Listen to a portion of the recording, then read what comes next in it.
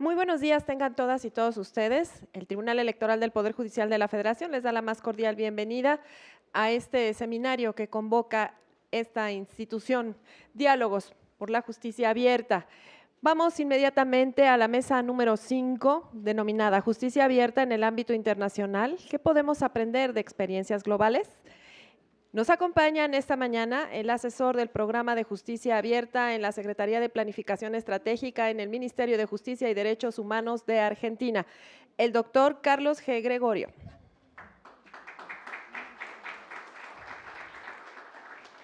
Nos acompaña el vicepresidente de Programas de la Fundación Internacional para los Sistemas Electorales, doctor Michael Sveltlik.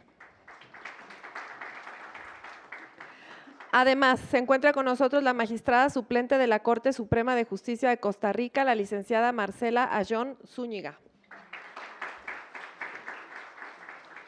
Del Consejo de Estado, Sala de Consulta y Servicio Civil Colombia, nos acompaña el vicepresidente Germán Bula Escobar. Para moderar esta mesa nos acompaña de la Dirección General de Relaciones con Organismos Electorales, su titular, Alberto Guevara Castro. Antes de ceder el uso de la voz al moderador de esta mesa, me permito dar lectura a una semblanza. Es politólogo por la Universidad Iberoamericana México en Políticas Públicas y Administración Pública por la Universidad de York, Reino Unido, y maestro en Relaciones Internacionales. Fue miembro del secretariado de la Comisión Global sobre Elecciones, Democracia y Seguridad, una iniciativa conjunta del Instituto Internacional para la Democracia y la Asistencia Electoral. Ha sido funcionario público federal en la Fiscalía Especializada para Delitos Electorales de México, FEPADE, ofreciendo asesoría en materia de comunicaciones, escenarios prospectivos y análisis político. Desde la sociedad civil ha colaborado en investigaciones sobre comunidades seguras, transparencia y acceso a la información sobre seguridad pública. Como consultor, ha ofrecido entrenamientos sobre capacidades democráticas enfocadas en audiencias juveniles y actualmente, como les decía, es el director general de Relaciones con Organismos Electorales del Tribunal Electoral del Poder Judicial de la Federación.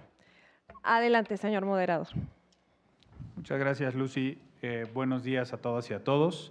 Es un privilegio para mí poder moderar esta mesa, ya que en primer lugar tiene que ver con las actividades profesionales que desempeño en este tribunal, que se refieren a la vinculación interinstitucional, lo cual también está estrechamente relacionado con el tema de estos diálogos para la justicia abierta, ya que, como ustedes saben y se ha repetido en distintas mesas a lo largo del día de ayer, hay ciertos principios que articulan el modelo de justicia abierta, uno de ellos siendo la colaboración.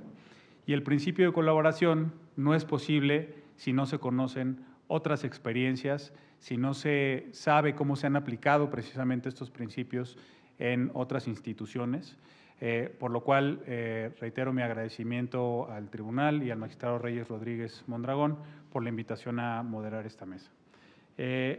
Y como mi papel es el de moderador y un magistrado de este tribunal electoral me ha dado un buen consejo, empezaré por, como los buenos jueces, por mi propia casa y me moderaré en esta intervención inicial para dar la palabra a nuestros invitados.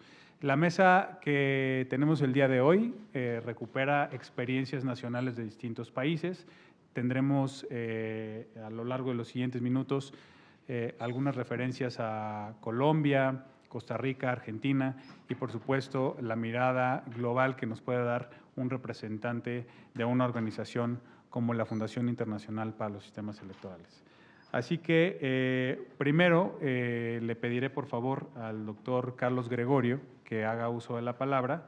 El doctor Carlos Gregorio es doctor en Derecho y Ciencias Sociales, licenciado en Matemáticas por la Universidad de Buenos Aires, ha sido consultor en distintos proyectos de reforma judicial para el BID, para el Banco Mundial, para el National Center for State Courts en los Estados Unidos, en diversos países de América Latina, en Marruecos y Eslovenia.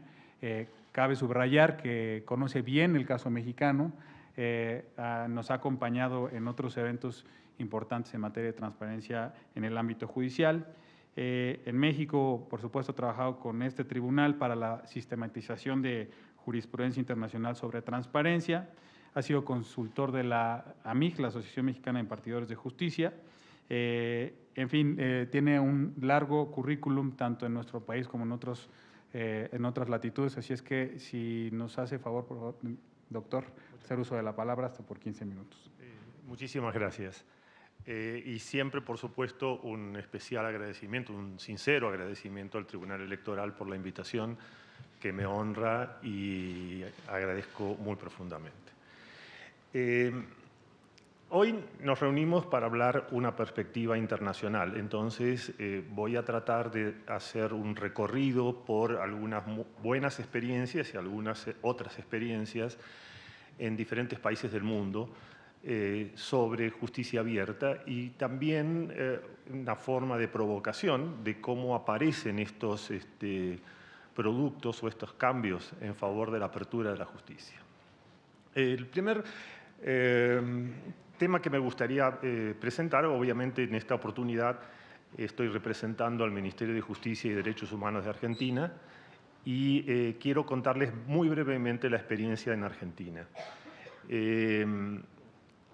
Ni bien hay el cambio de gobierno hace aproximadamente un año, se crea un programa de justicia abierta en Argentina que está a cargo de la doctora Sandra Elena.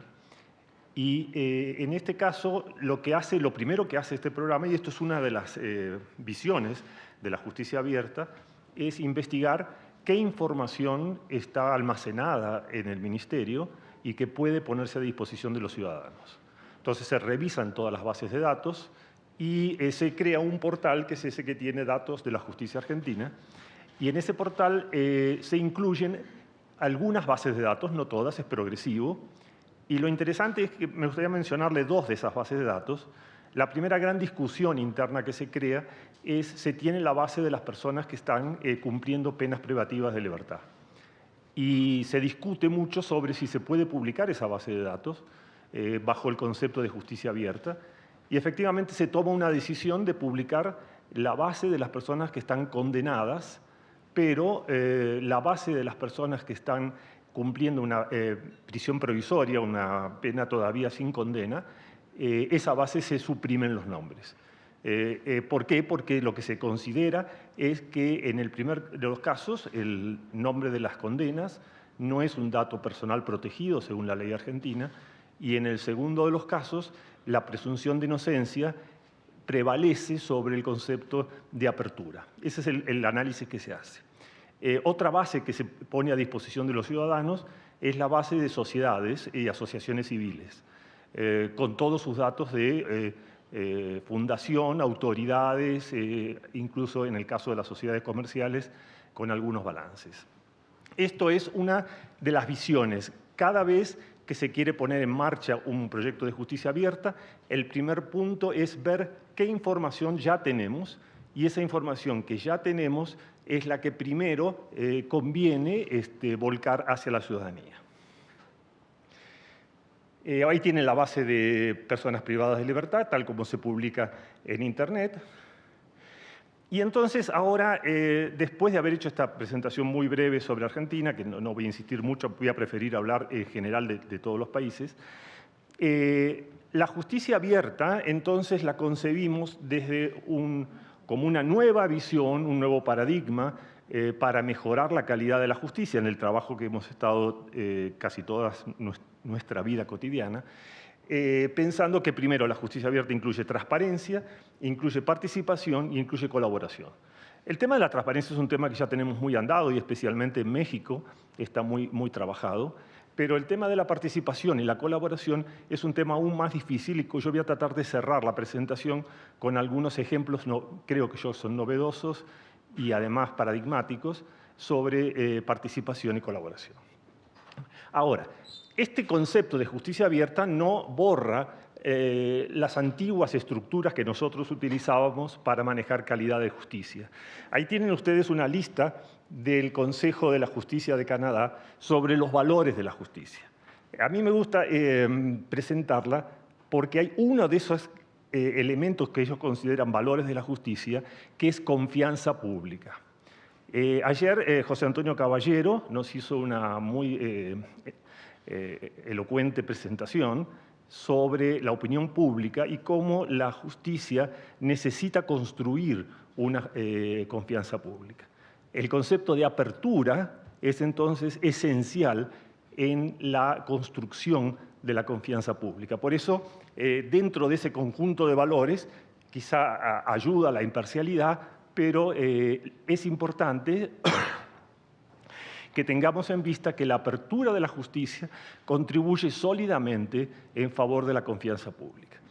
Con respecto al otro cuadro que está sobre la derecha, que son también el equilibrio de derechos que tiene que existir cada vez que nosotros hagamos una experiencia o un ejercicio de justicia abierta, la clave es el interés público. El interés público ya está en la Constitución mexicana como clave, como llave para la apertura o la protección de otros derechos, y siempre, cada vez que es necesario hacer un desarrollo de justicia abierta, debemos analizar con cuidado la existencia del interés público, y el interés público debe ser la guía para la elaboración de productos de justicia abierta.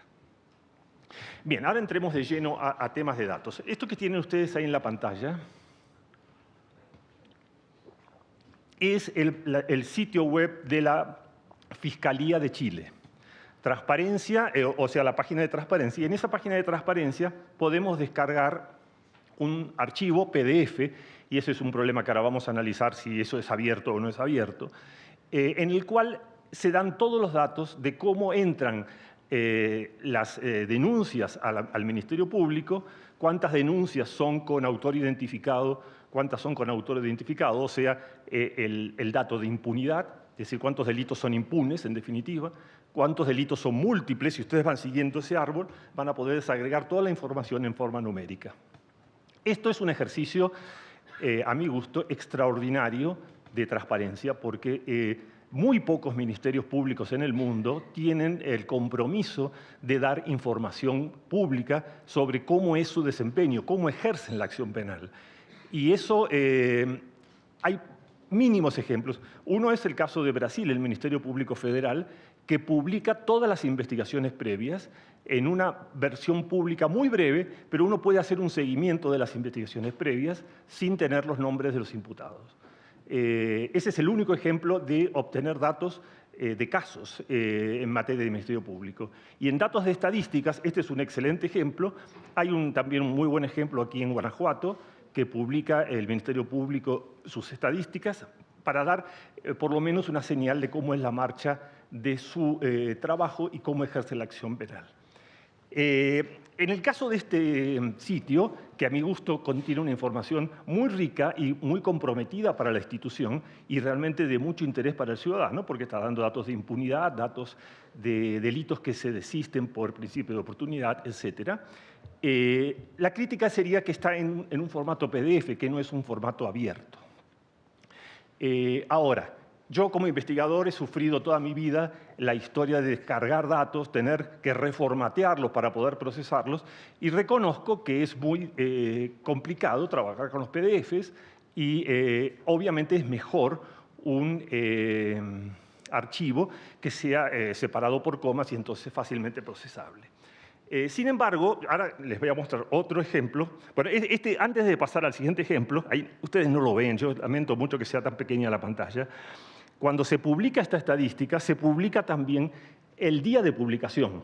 O sea que acá en el sitio de la Fiscalía de Chile nos están diciendo que las estadísticas del año 2016 se publicaron el 31 de enero del 2017. O sea, aproximadamente un mes de retraso. Ese es un dato que muy pocas instituciones dan. Es decir, ¿en qué día se publica la información? De pronto, las estadísticas suelen estar muy atrasadas. Hay países que publican estadísticas con 2 años de atraso, y eso es un concepto contrario a la apertura. Este otro sitio que ustedes pueden ver, mucho más pirotécnico, es el Ministerio Público del Estado de Río Grande do Sul, en Brasil. El sitio tiene una apariencia, primero, se llama Portal de Datos Abiertos, del Ministerio Público de Río Grande do Sul. La información está presentada en forma gráfica, dinámica, ustedes tocan botones y pueden hacer aparecer cosas distintas. Tienen más abajo un lugar donde pueden hacer la descarga de archivos en formato abierto. O sea, cumple todos los estándares de la teoría de los datos abiertos. Sin embargo, en mi comparación, el sitio de Chile es muy superior porque la información que publican compromete e identifica claramente cuál es el desempeño de la institución. En cambio, en este sitio de Río Grande do Sur tenemos una abultada cantidad de datos fácticos. Efectivamente nos están diciendo qué delitos fueron los delitos de las denuncias, los datos de los meses, pero más inclinado al hecho que a cómo la institución trabaja esos hechos. Entonces, yo creo que es muy importante que los sitios lleven datos abiertos, en formato abierto, que usen estrategias gráficas, pero cuidado, al analizar los sitios tienen que tener la precaución de que efectivamente el objetivo final sea comprometer cómo se está ejerciendo el poder, cómo se están tomando las decisiones. Eso es lo que le importa al ciudadano. No es que no le importen los hechos, que esos sí son necesarios para entender cómo se toman las decisiones, pero el fondo es comprometer cómo se está utilizando el poder.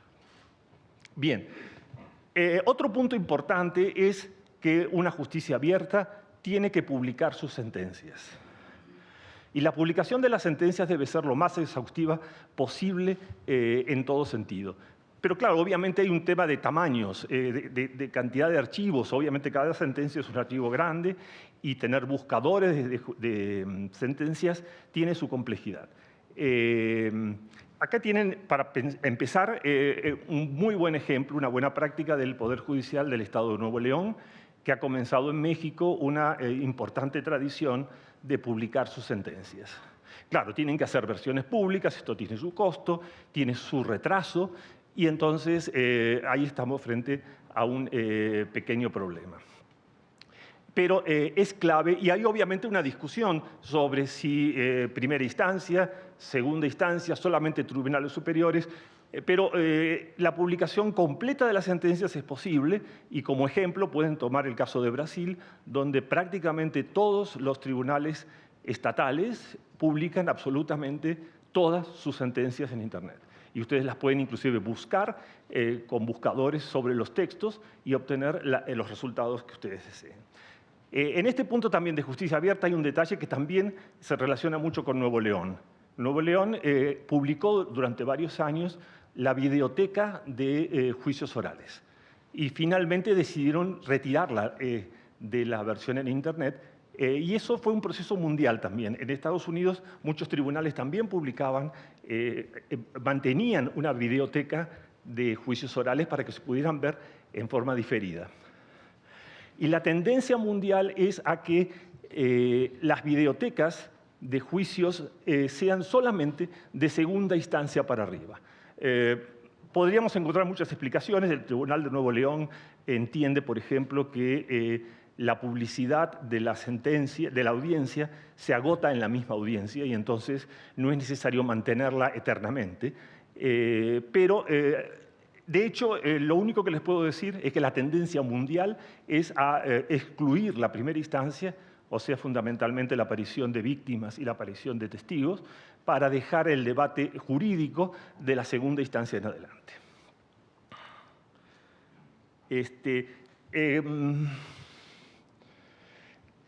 Otro tema muy importante para la justicia abierta.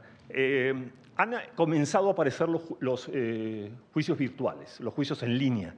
Aquí en México lo tienen en el Tribunal Federal de Justicia Administrativa, lo tiene también Nuevo León y lo ha inaugurado varias instituciones en otras entidades federativas.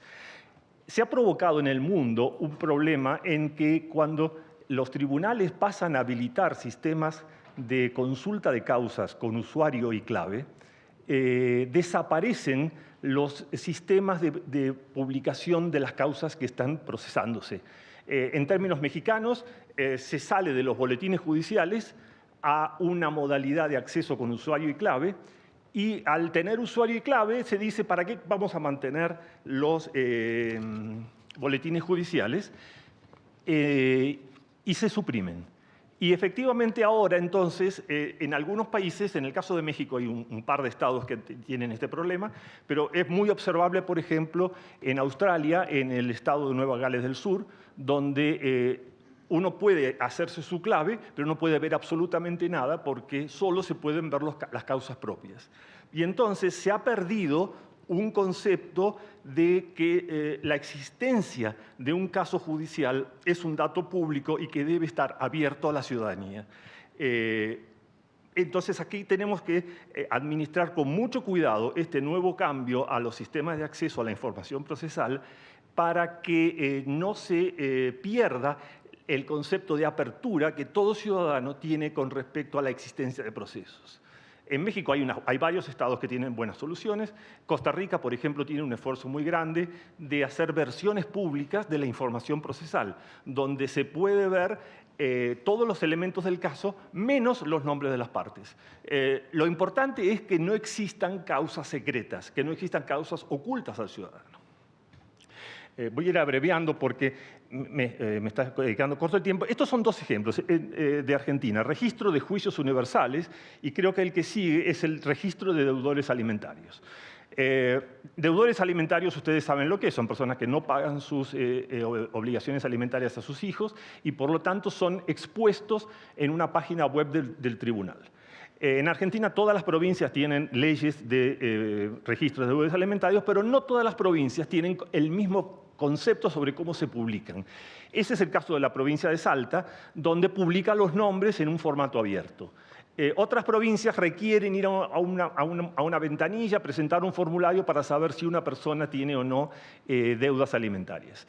Y en el caso de los juicios universales, es una cosa muy propia, que es el acceso a las quiebras y a las sucesiones, que también, basándose en el derecho a la defensa, es un elemento que debe estar accesible al público.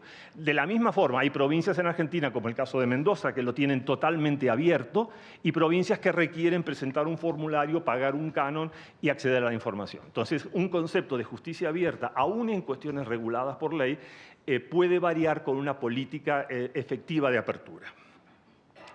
Bueno, esto es otro, ahora, si yo no salto algunas transparencias, no llego al final, que me interesa mucho. Esto es un tema de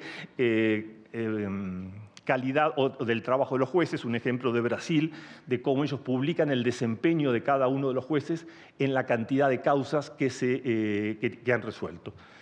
Esto es un ejemplo muy interesante. Brasil, a mi gusto, un país de una excelente apertura de la información judicial.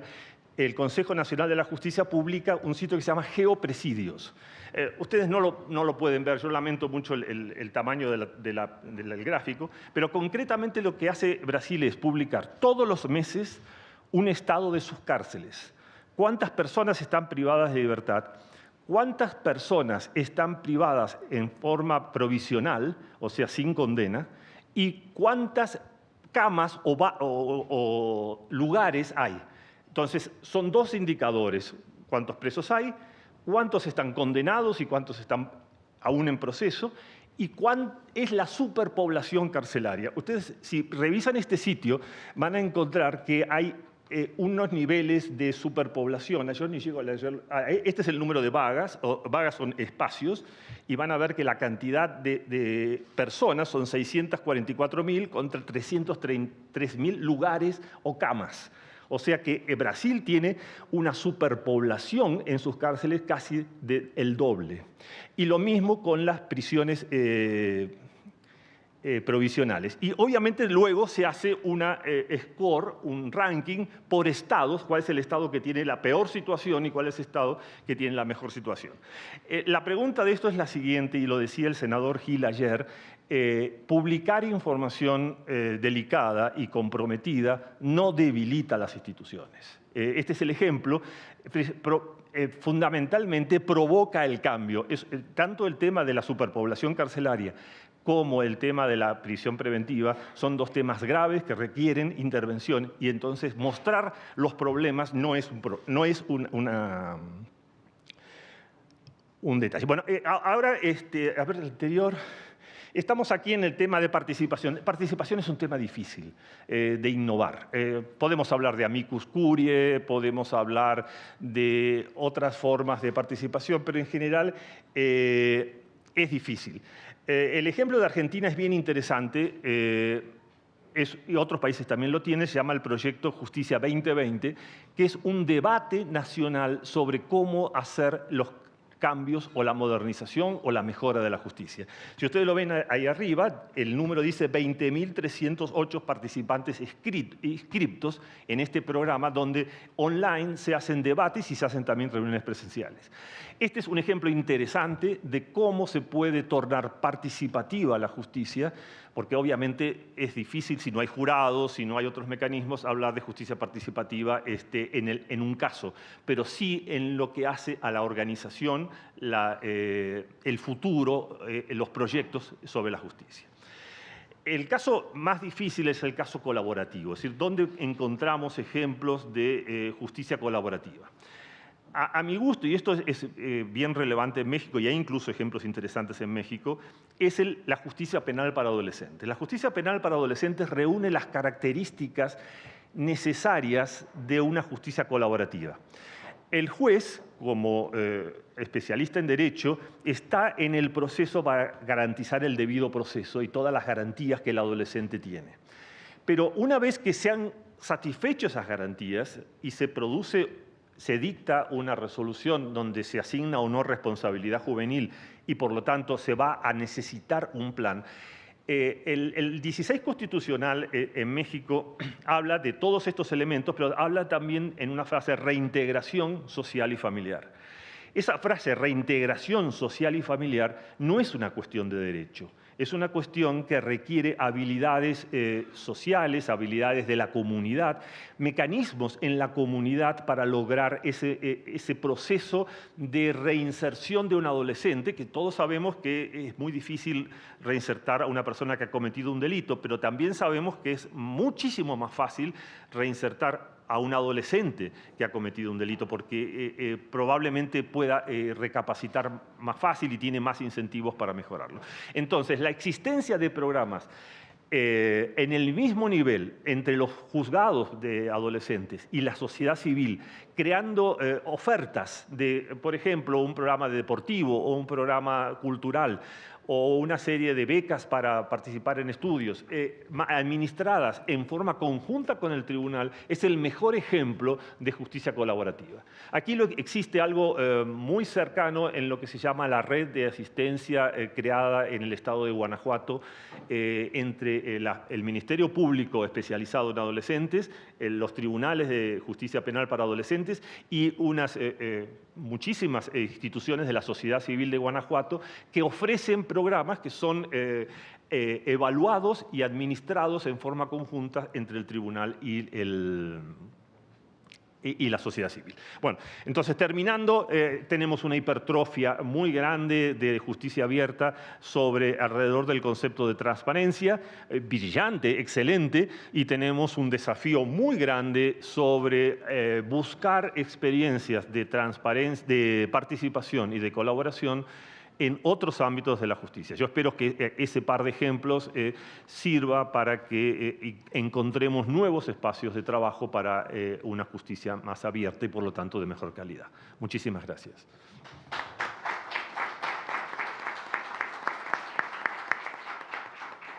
Muchísimas gracias, doctor. Creo que nos ha recordado la importancia también de que los distintos componentes, los principios alrededor de la justicia abierta, son igualmente importantes y hay que trabajar sobre todos ellos, y lo ha hecho además a través de distintos ejemplos que estoy seguro nos van a servir aquí en México para profundizar los trabajos alrededor del modelo de justicia abierta.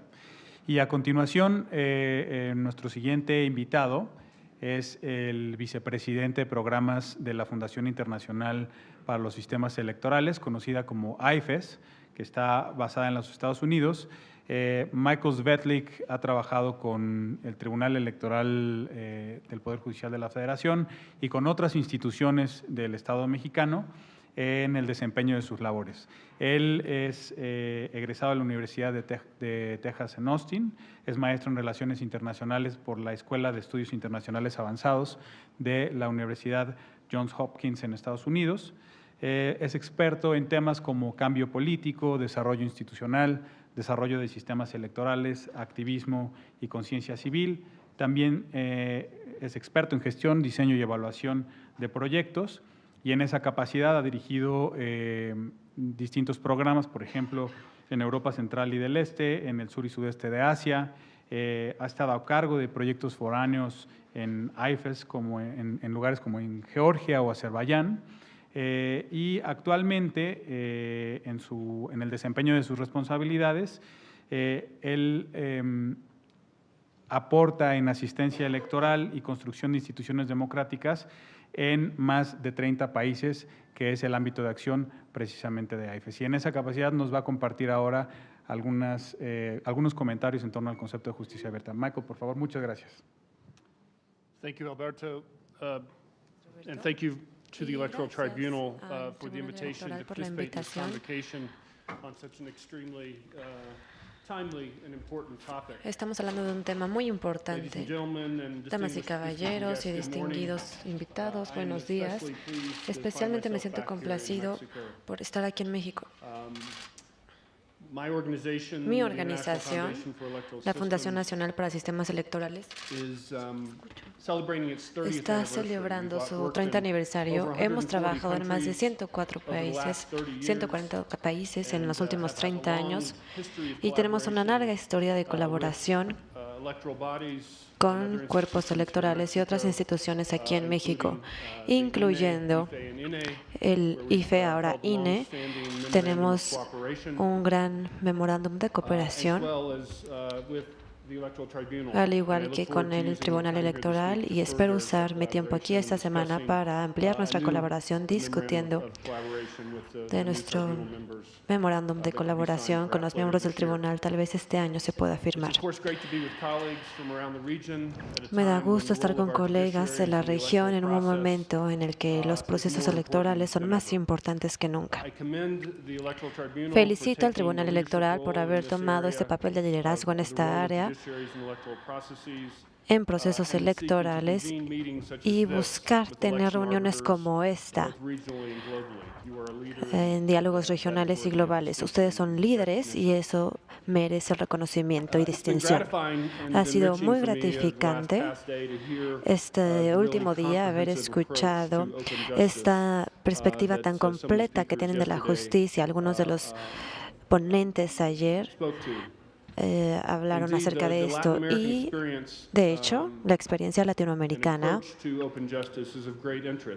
y su enfoque en la justicia abierta es muy interesante. Mi organización trabaja en la justicia abierta y la resolución de disputas electorales y está informada por las lecciones aprendidas y las mejores prácticas de Latinoamérica.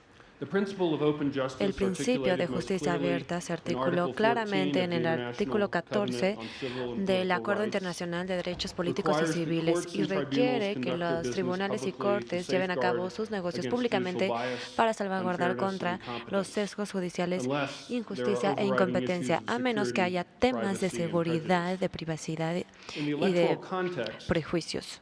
En el contexto electoral, la litigación incluye derechos fundamentales y debe ser adjudicada en tiempos específicos y bajo presión política y escrutinio público. Dado el contexto único, los requisitos para la confianza pública en la administración de justicia imparcial es clave. Y la justicia no solo debe impartirse, sino que tiene que ser vista para que se pueda impartir. Por lo tanto, en IFES creemos que la justicia abierta debe ser interpretada y aplicada tan ampliamente como sea posible en el campo de las resoluciones de disputas electorales. Por ejemplo, dando acceso público a los registros de los casos en tiempo real cuando una disputa electoral está siendo investigada. Sin embargo, nuestro trabajo, siendo de enfoque global, Significa que al considerar los temas de justicia abierta nos interesa ver cómo la naturaleza de la justicia abierta se adapta dependiendo del contexto regional y nacional. De hecho, en muchos contextos nacionales en los que trabajamos, y como Roberto mencionó, somos activos en más de 30 países actualmente, la resolución de disputas en las elecciones ocurre no en un sistema de tribunales electorales como en Latinoamérica, sino que normalmente recae en autoridad de los cuerpos administrativos de las elecciones, operando en una capacidad cuasi judicial. Y este es un reto importante para la transparencia y credibilidad de la disputa electoral y para el proceso de resolución. Y simplemente no se han establecido las mejores prácticas necesarias para transparentemente darle registro a estos casos conforme van avanzando. En tales temas, la necesidad de transparencia en este proceso de resolución es más importante para que los participantes tengan visibilidad en el proceso y puedan entender cómo las decisiones son tomadas por el cuerpo administrativo actuando en esta capacidad cuasi judicial. Hay muchas cosas que nuestros socios alrededor del mundo pueden aprender a través de debates y de las experiencias de los tribunales electorales latinoamericanos.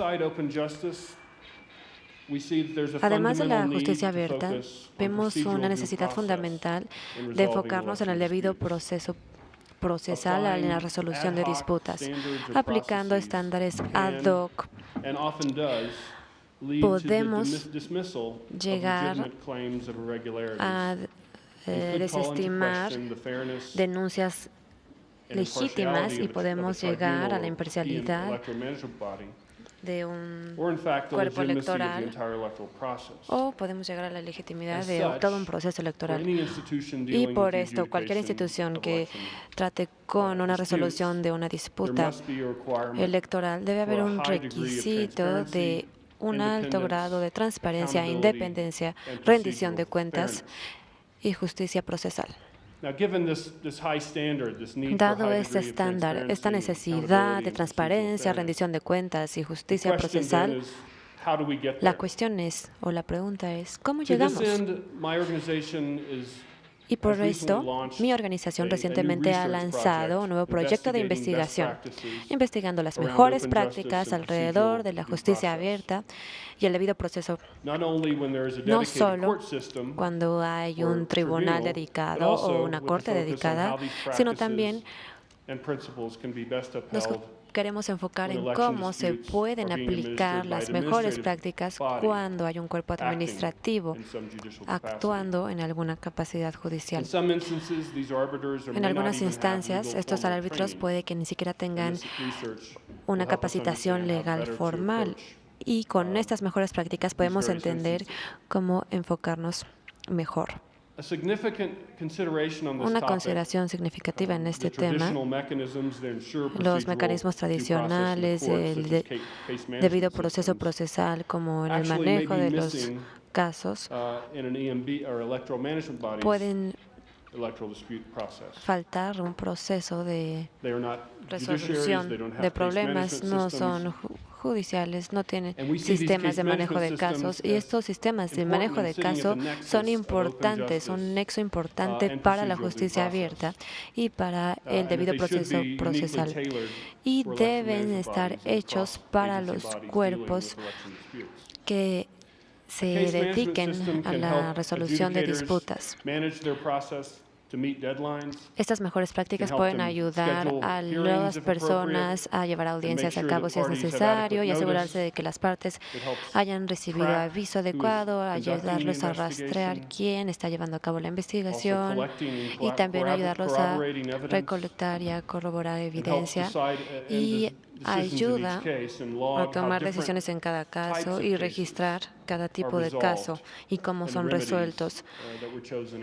Y se puede registrar cuáles fueron las decisiones y por qué se tomaron así las decisiones. En muchos países en los que trabajamos, estos factores tan importantes faltan y el sistema de resolución de disputas en las elecciones se ve bajo mucha presión, como hemos presenciado en Afganistán en el 2014, cuando el sistema se ve inundado con literalmente miles de quejas, o en Camboya, en las elecciones recientes, en donde todas las denuncias en las elecciones se han desestimado por temas procesales. Debemos considerar cómo la justicia abierta y el manejo del caso tiene que ver con la aceptación pública del proceso de resolución y con la aceptación de los resultados de la elección. Cuando se aplica la justicia en este caso, el público se siente más seguro y confiado del proceso público. Mi organización ha visto cómo se ha visto afectado el proceso de las elecciones y la confianza en las elecciones, y cómo el proceso de resolución de disputas en las elecciones tiene mucho que ver en esta confianza pública. Y hay muchos actores públicos y políticos que tratan de legitimizar su poder de manera corrupta. Entonces, el proceso de resolución tiene un gran impacto en si la elección es aceptada, sin importar otras variables. Con estos pocos comentarios, quiero parar y quiero abrir el piso a mayor debate. Espero que estas pláticas en estos días amplíen nuestra cooperación y muchas gracias.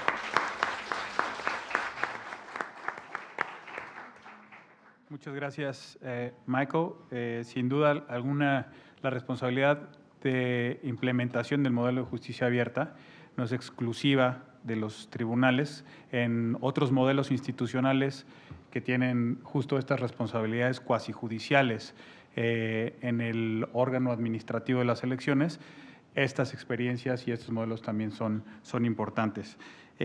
Y a continuación, nuestra siguiente invitada es la magistrada Marcela Yohn, quien nos acompaña desde Costa Rica. Ella ha ocupado el cargo de magistrada suplente por 6 años. Desde 1993 ingresó a trabajar a la Sala Segunda y en 1996 se empezó a desempeñar como letrada de la Sala. Desde agosto de 2015 funge como magistrada suplente por un periodo de 4 años de la Sala Segunda de la Corte Suprema de Justicia de Costa Rica. Anterior a dicho cargo fue directora ad interim del despacho de la presidencia de la misma Corte, por lo cual su relevante experiencia será muy valiosa para esta mesa. Magistrada, por favor. Bueno, muy buenos días. Muy buenos días a todas y a todos. En primer lugar, agradecer al Tribunal Electoral Federal su invitación al Poder Judicial costarricense para conversar sobre la experiencia de nuestro país en materia de justicia abierta. Creo que yo me siento más bien sumamente afortunada de estar en este panel, en esta actividad, aprendiendo de las grandes experiencias que han tenido ustedes como país y por supuesto también de los compañeros, de las experiencias de los compañeros que representan a los países de la región.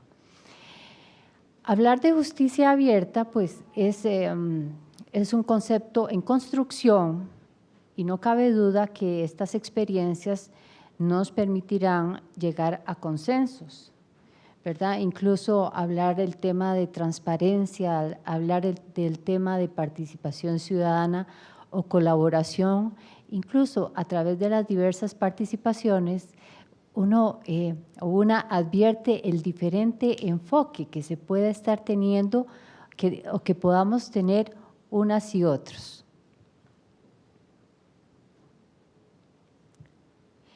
Nuestro país, Costa Rica se adhirió a la Alianza para el Gobierno Abierto en el 2012 y el Poder Judicial costarricense asumió el compromiso directamente de elaborar una política de justicia abierta en octubre del 2013 y en esa hemos venido trabajando a partir de inicios del año 2014. Y yo quiero referirme puntualmente a la experiencia que nosotros hemos tenido en lo que hemos denominado, pasamos del concepto de gobierno judicial abierto a justicia abierta, porque consideramos que en las personas el tema del respeto a las competencias constitucionales es muy sensible y hablar de gobierno judicial puede generar algunos temores en la población cuando hablamos de gobierno conjuntamente con justicia. Así es que decidimos trabajar en el nombre de justicia abierta.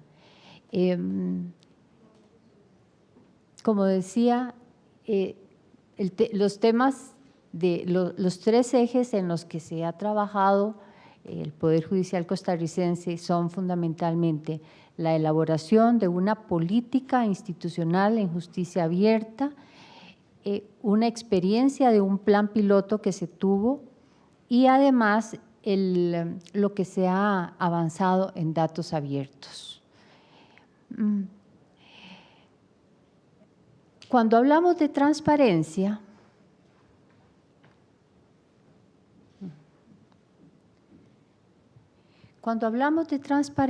lo visualizamos para fortalecer la institución dentro de la institucionalidad democrática.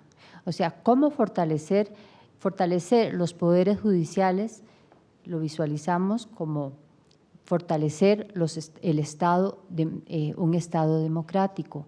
Entonces lo vemos desde el punto de vista de fortalecer a la institución frente a los problemas de corrupción y además la otra visión que se tiene de la transparencia es cómo mejorar el servicio de administración de justicia.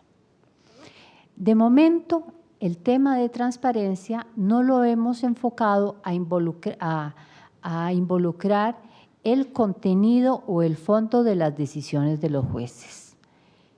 Pero sí tenemos, y eso veníamos trabajando, incluso el tema de varios temas de justicia abierta, no nos resultan del todo novedosos. Creo que en la misma línea que se comentaba ayer en México, hablar de estos pilares de justicia abierta, ya nosotros veníamos trabajando también con anterioridad en varios temas que ahora podemos agrupar dentro de los grandes pilares de justicia abierta.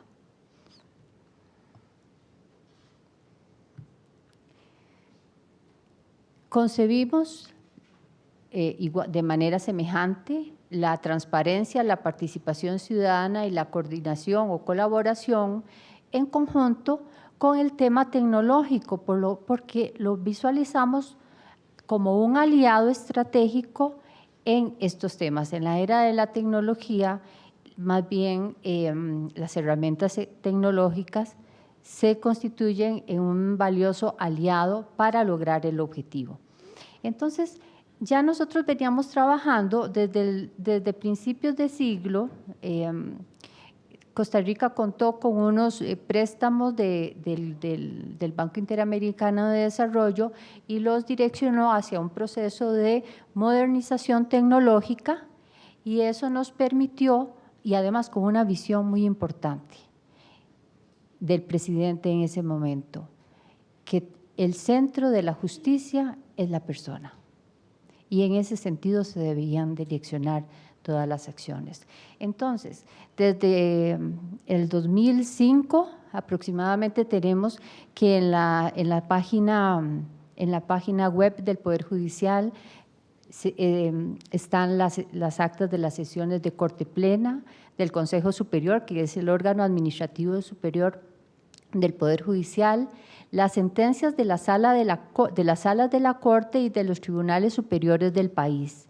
En una búsqueda muy fácil, funcionarios de la institución, en conjunto con los de la Procuraduría General de la República, elaboraron un sistema, una herramienta, que se llama Sistema Costarricense de Información Jurídica, SCIJ, y en ese sistema es es una herramienta importante para los jueces y juezas, que uno dice cuando se pone a elaborar una sentencia, ¿cómo hacía antes uno, verdad? Porque es un sistema que le permite, la Procuraduría lo alimenta con la legislación, con los decretos. Hay una consulta que permite irse incluso cuáles fueron las normas derogadas, cuántas tienen una acción de inconstitucionalidad, y a la par están las sentencias de las salas de la Corte. Es una herramienta excepcionalmente buena para la labor de la judicatura.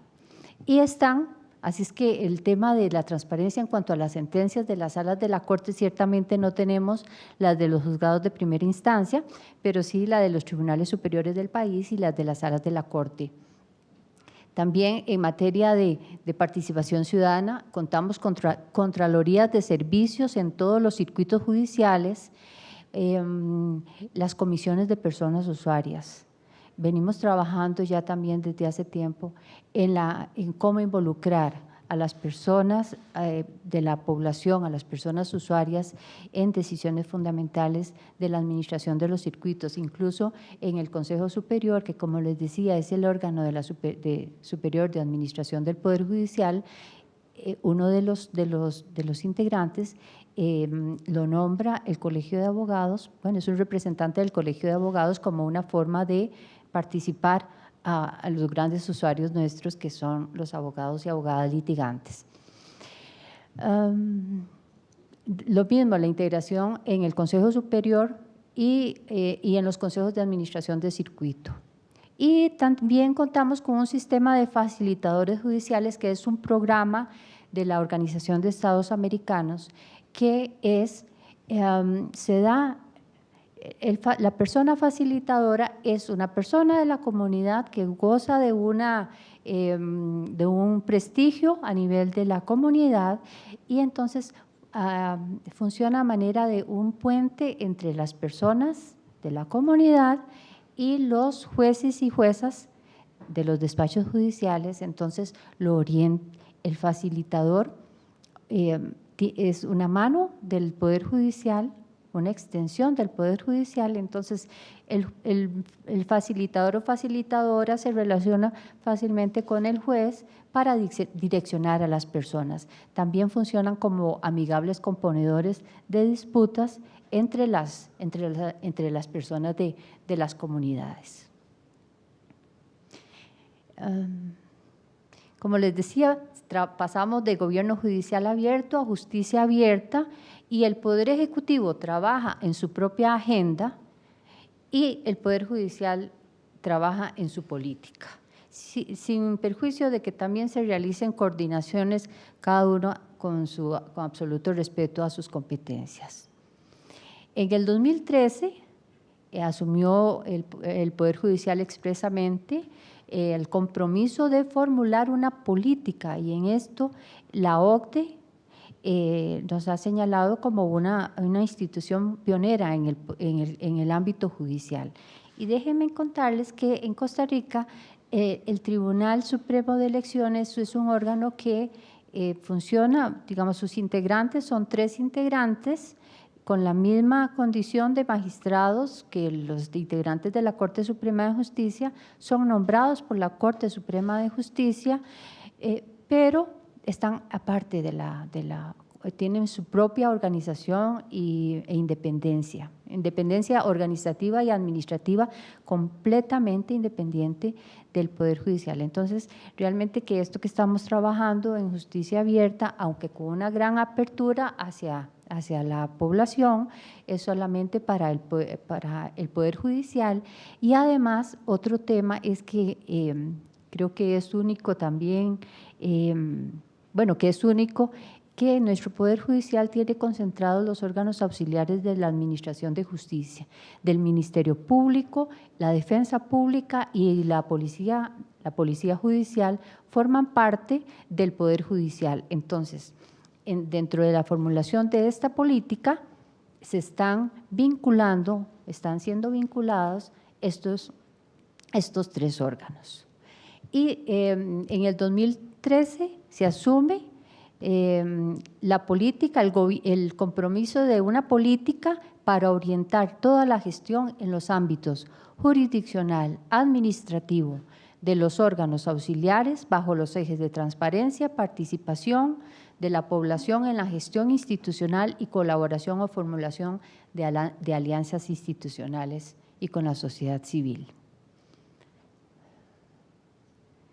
Bueno, también Costa Rica suscribió los Objetivos de Desarrollo Sostenible y también dentro de las motivaciones que se ha establecido para impulsar esta política es el compromiso que se tienen dentro de estos objetivos de desarrollo, dentro de los cuales es reducir sustancialmente la corrupción y el soborno en todas las formas, crear instituciones eficaces, responsables y transparentes en todos los niveles.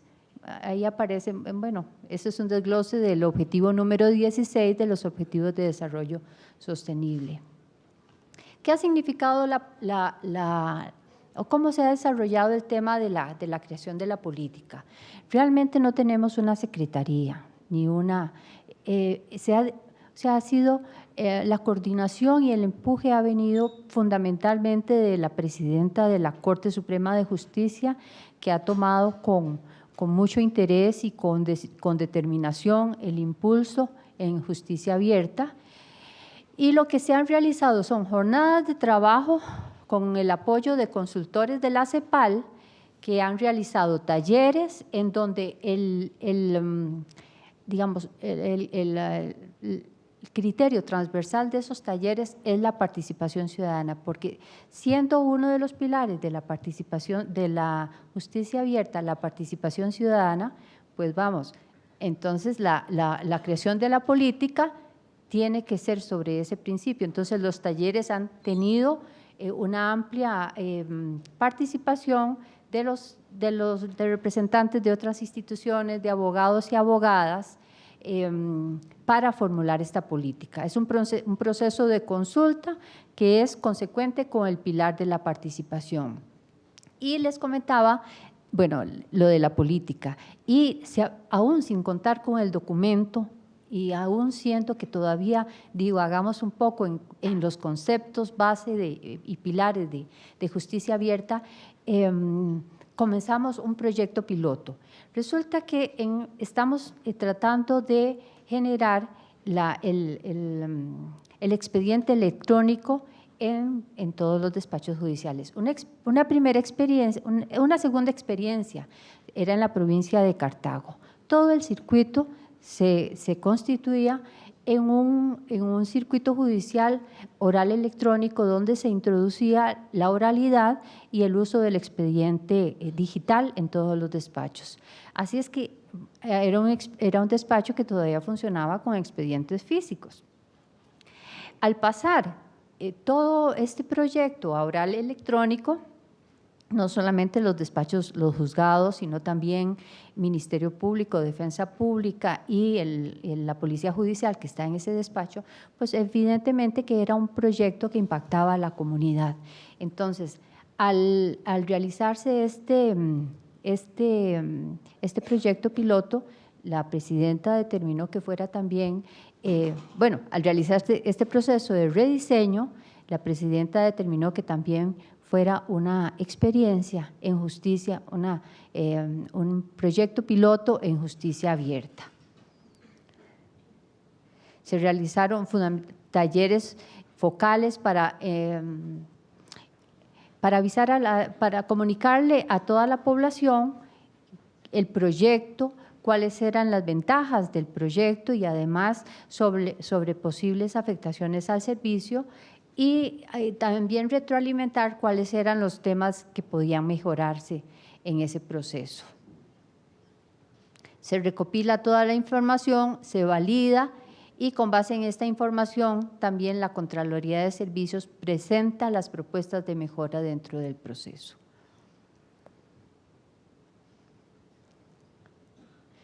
El proceso de rediseño de Cartago nos otorga los insumos para la elaboración de la política. También contamos, como les decía, con los asesores especialistas de la CEPAL y talleres con involucramiento de todas las instancias del Poder Judicial, Ministerio Público, Defensa Pública y Policía Judicial, para señalarles cuál es el camino por donde ha optado la institución, el compromiso por donde tiene, y ya estas instituciones o dependencias están trabajando y dando grandes pasos en los temas, y eso nos satisface mucho realmente.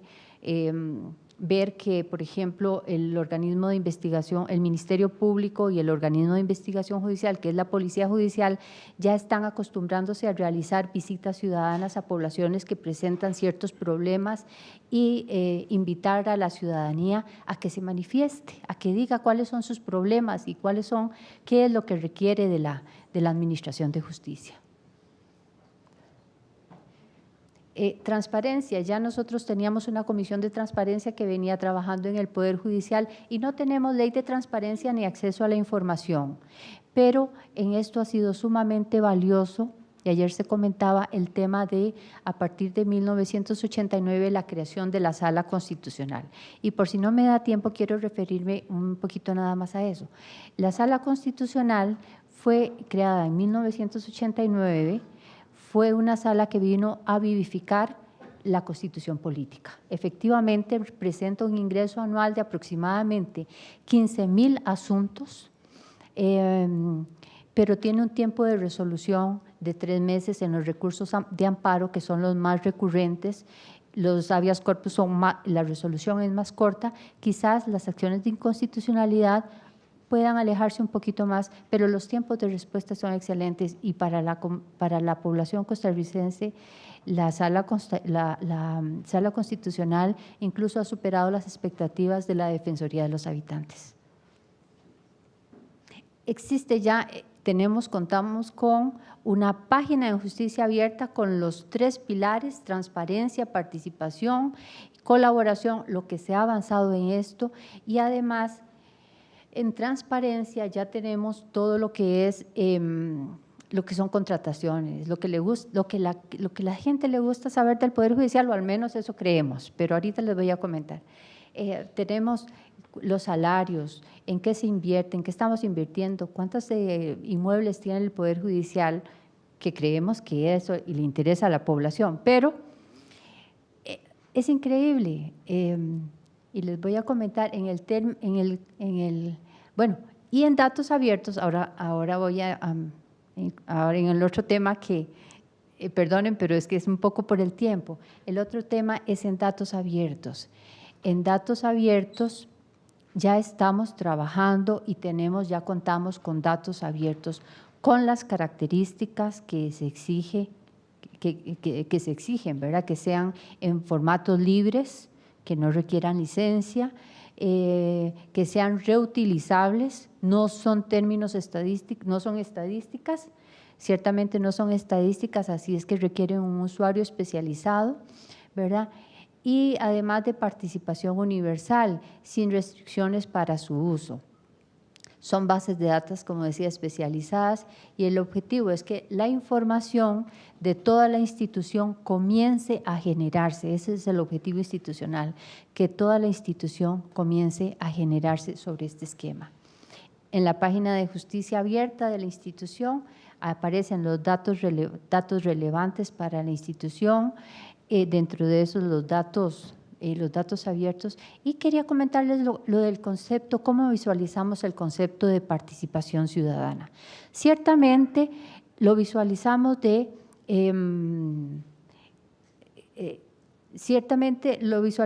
desde el concepto de acceso a la justicia, pero también estamos acostumbrados a una forma en donde las cúpulas toman las decisiones de lo que se cree que es mejor para la población. A eso es lo que estamos acostumbrados. La Corte Suprema, los órganos de administración deciden dónde construir, dónde edificamos. Y entonces decimos, bueno, en la capital, porque es ahí donde son más caros los alquileres, en donde hay más gente. ¿Y eso qué nos significa? Que las poblaciones de las áreas lejanas, los servicios no son tan buenos. Entonces, es un nuevo direccionamiento, Y en participación ciudadana nosotros ya tenemos también una política no generada con justicia abierta, sino que era algo que ya veníamos avanzando.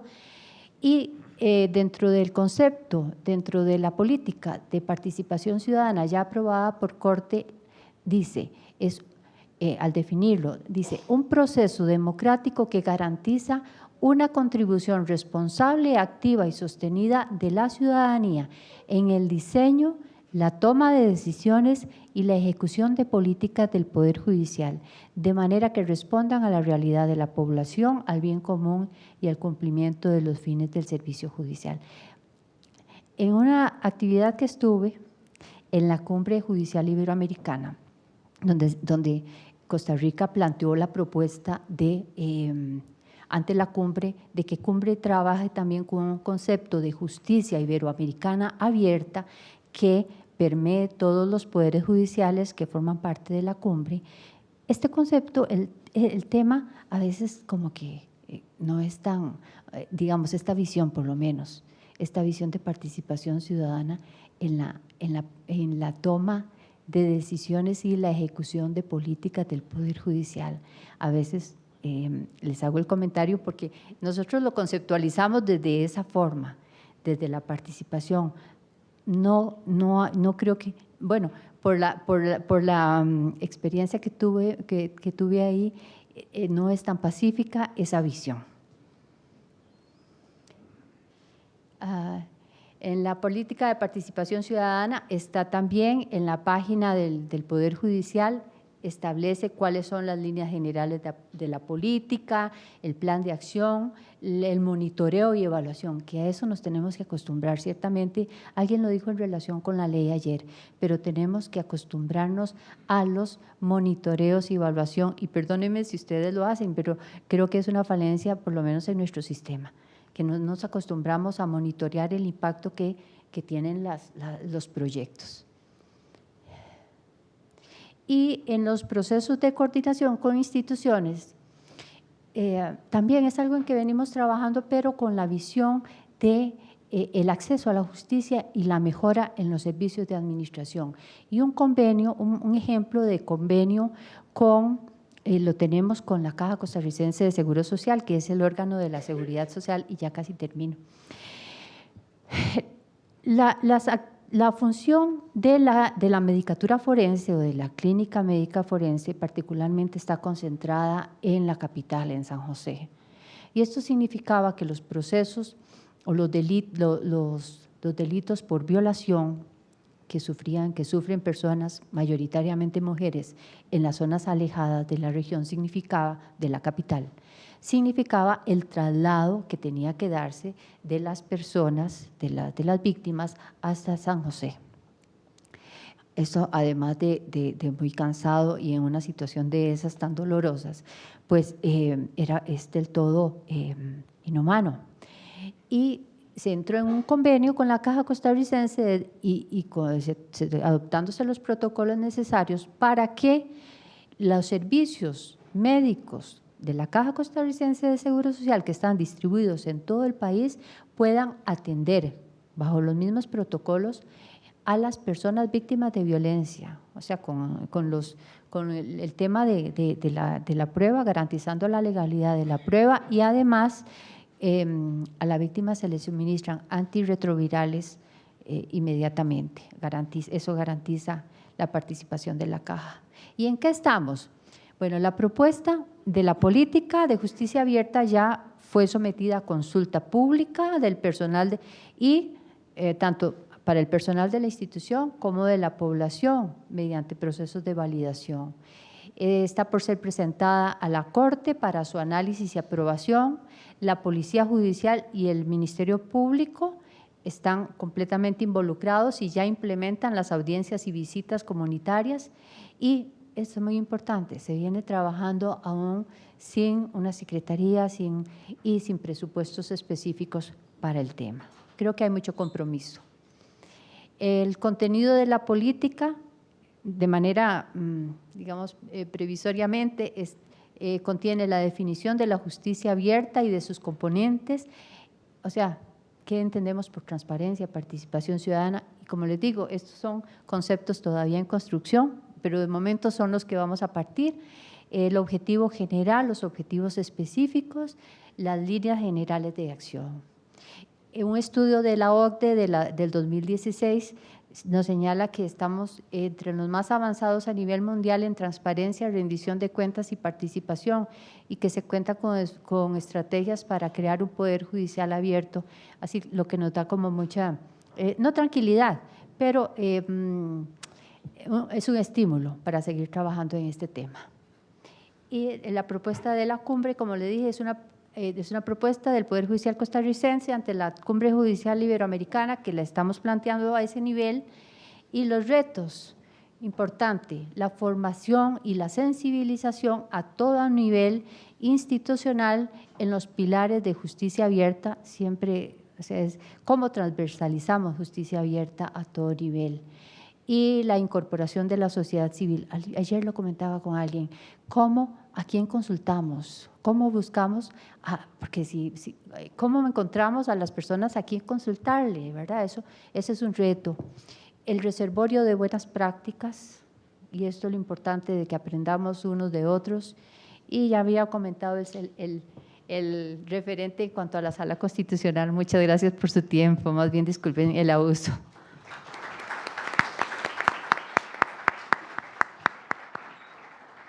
Muchas gracias, magistrada, por compartirnos la experiencia de Costa Rica, en donde desde hace muchos años se han impulsado esfuerzos en el sentido de fortalecer la justicia abierta, incluso cuando el concepto todavía no era, digamos, la punta de lanza en los esfuerzos de modernización institucional en los poderes judiciales. Y solamente quería recordarle al público que están circulando papeletas en donde pueden hacer preguntas. Ya llegaron algunas interesantes, por lo que dejaremos un tiempo al final para responderlas. Y a continuación le cederé el uso de la palabra al vicepresidente del Consejo de Estado de la República de Colombia, Germán Bula, quien es abogado por la Universidad del Rosario, con maestría en Ciencias Económicas de la Universidad Nacional de Colombia y maestría en Ciencia Política y Liderazgo Democrático por el Instituto de Altos Estudios Europeos de Madrid.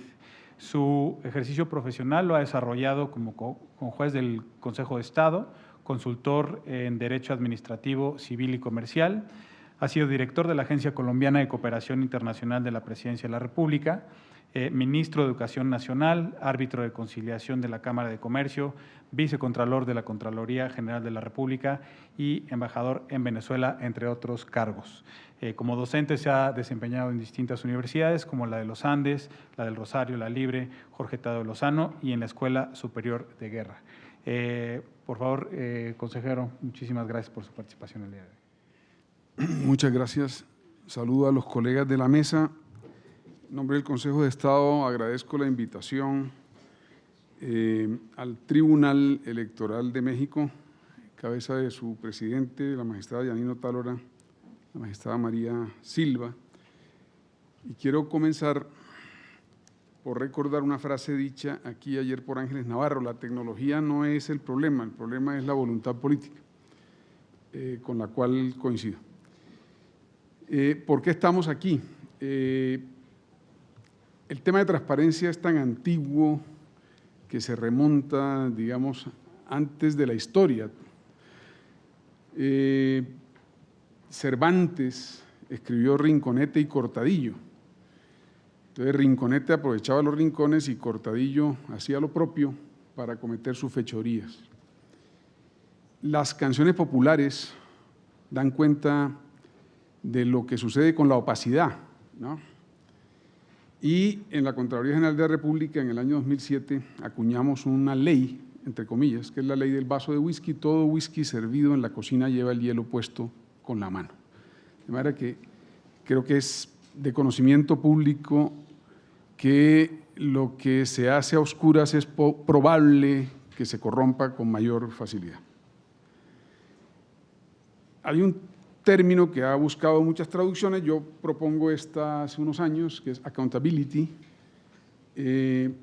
Me parece que ese término también es histórico, es la interpelabilidad y viene por lo menos desde la Biblia, cuando se le preguntó a Caín por el hermano, él dijo, ¿acaso yo soy responsable de la guardia de mi hermano? Es decir, ese es el tipo de conducta no accountable, digamos, de algún funcionario público.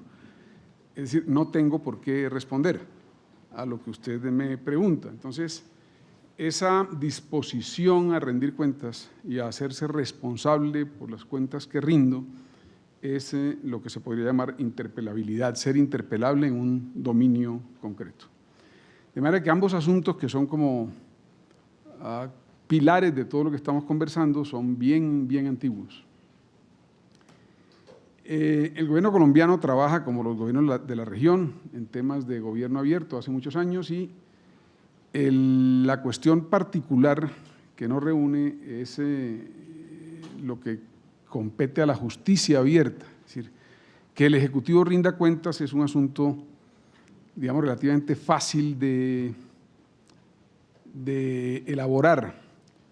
La rendición de cuentas de los congresos, de los parlamentos, es un poco menos fácil, como lo mostraba ayer el senador.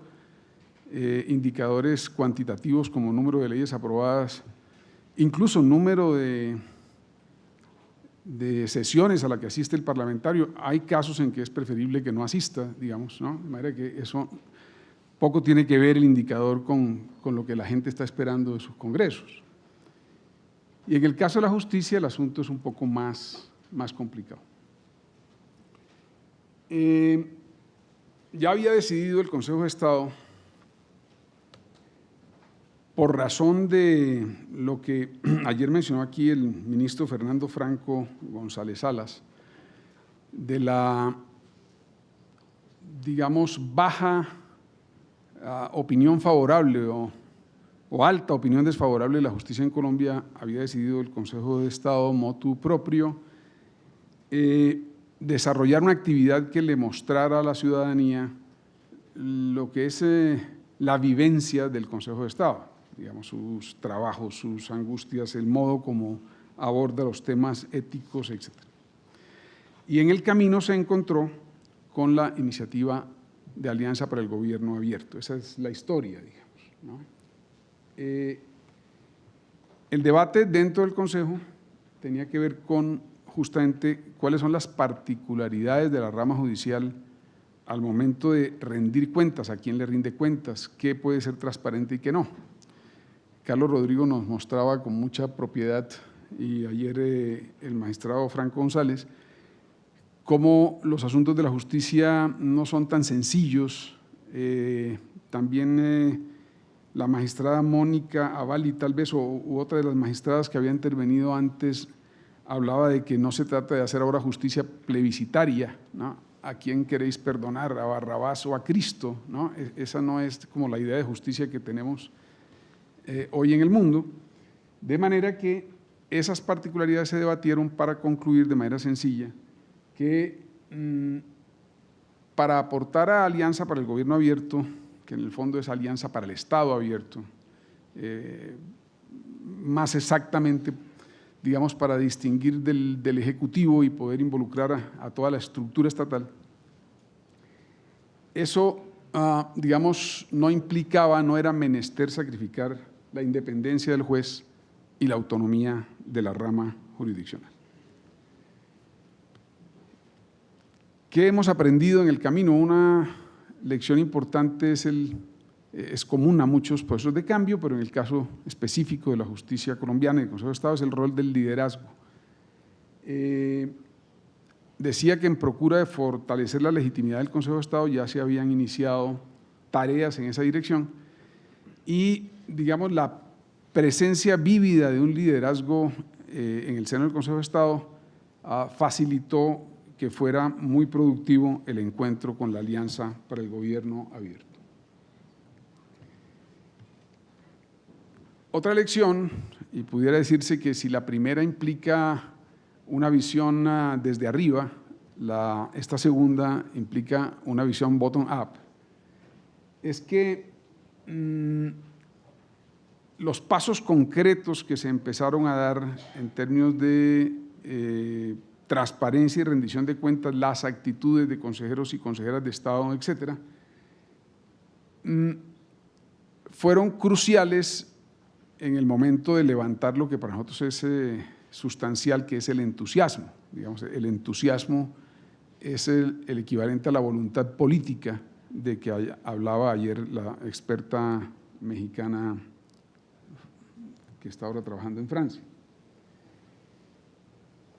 Y en este segundo caso recordamos a Margaret Mead. Nunca dudes de que un pequeño grupo de ciudadanos comprometidos puede cambiar el mundo. De hecho, esa es la única manera como sucede, dice la famosa frase.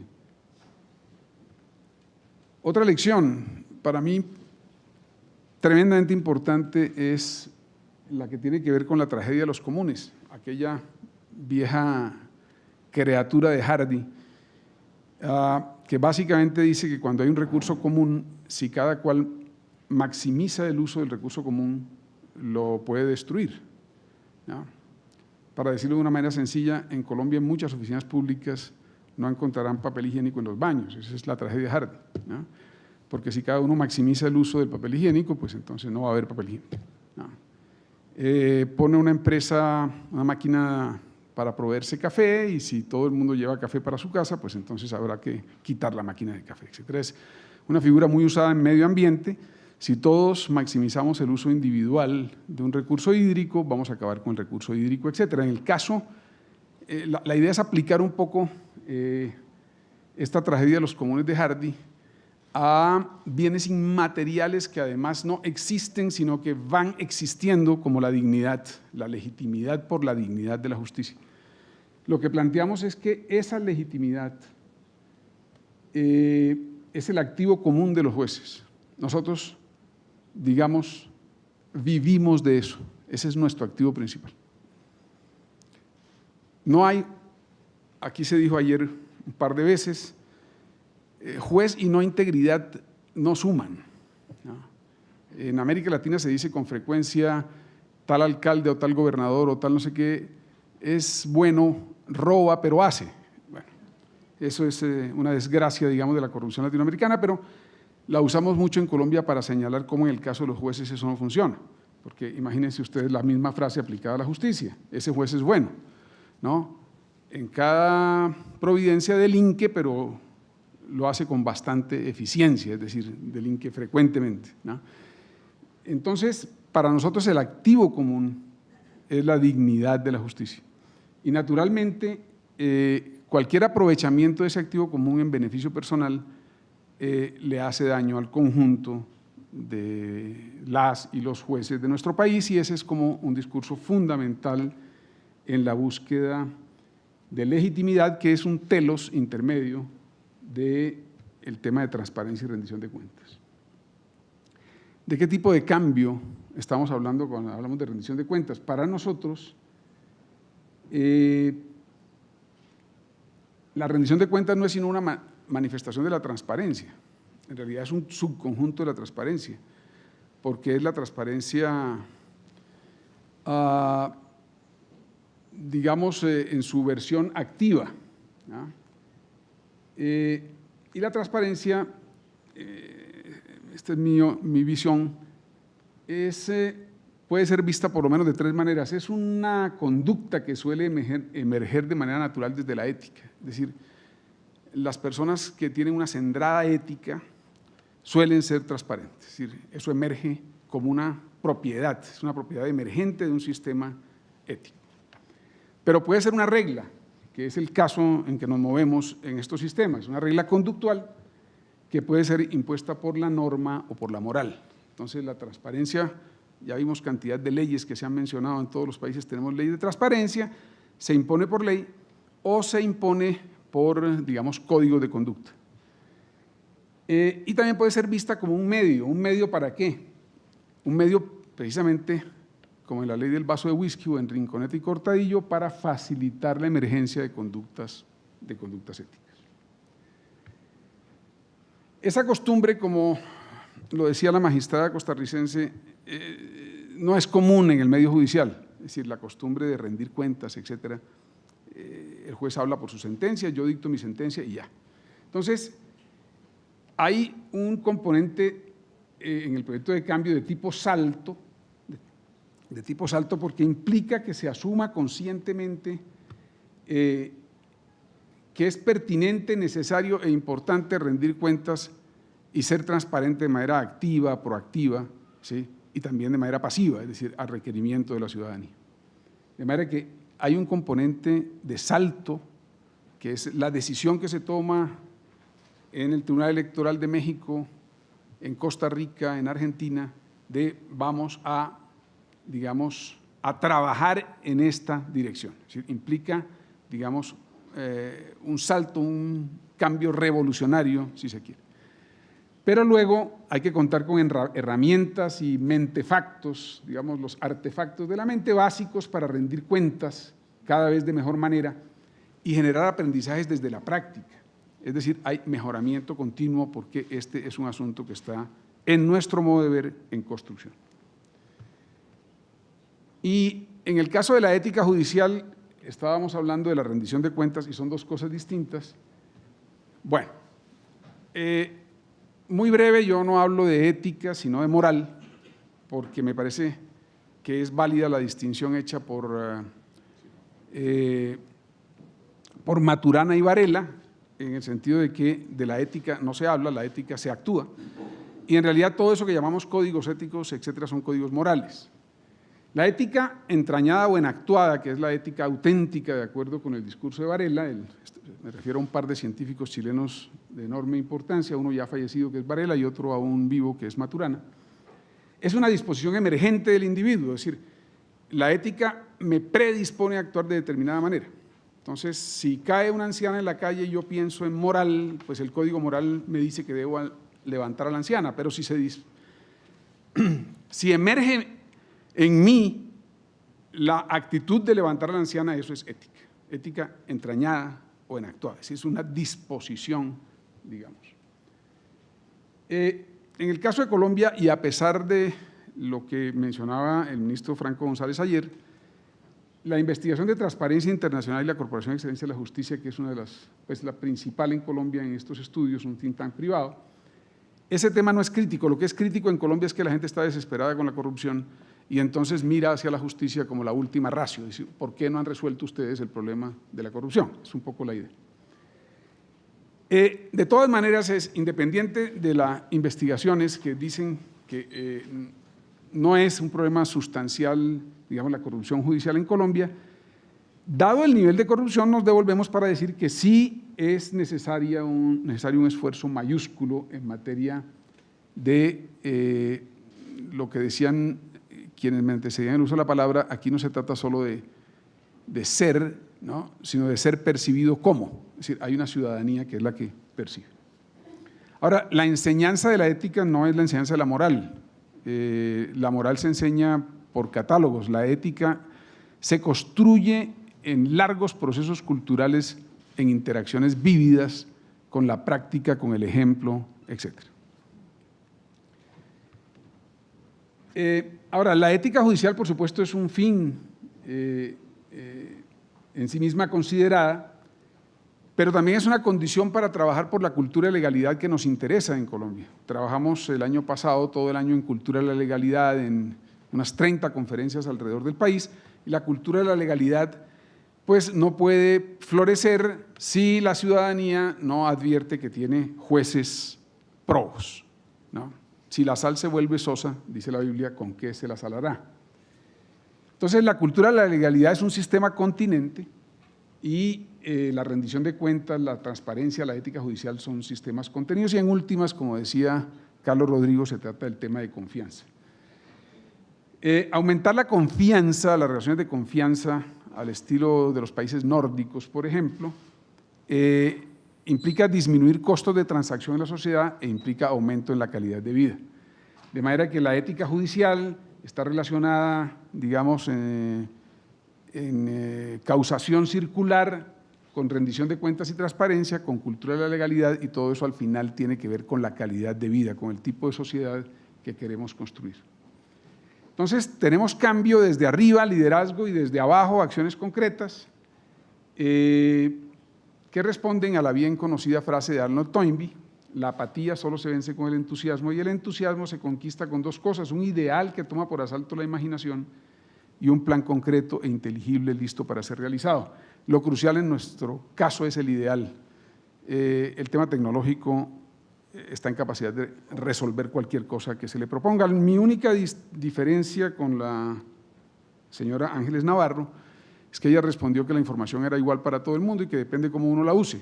Sí, la información es igual para todo el mundo, por eso es Open Data.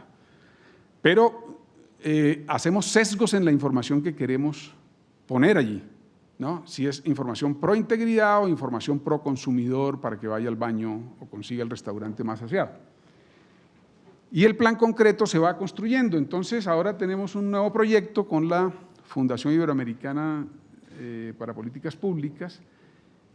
Abrió una licitación, la ganó la misma Corporación de Excelencia de la Justicia. Hay productos intermedios como el glosario de términos, el marco normativo, las buenas prácticas a nivel internacional.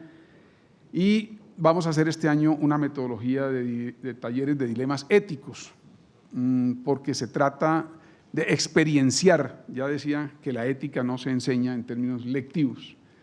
Y el desafío teórico principal es el mismo que planteaba el ministro Fernando Franco González ayer. ¿Quién rinde cuentas? ¿A quién o a quiénes? ¿Cómo? ¿Cuándo? ¿Sobre qué tópicos? ¿En qué condiciones? Es decir, el tema de la rendición de cuentas de la rama judicial no es pacífico, no está, digamos, estabilizado. La opacidad se produce por falta de información, pero también por falta de datos, pero sobre todo por falta de información.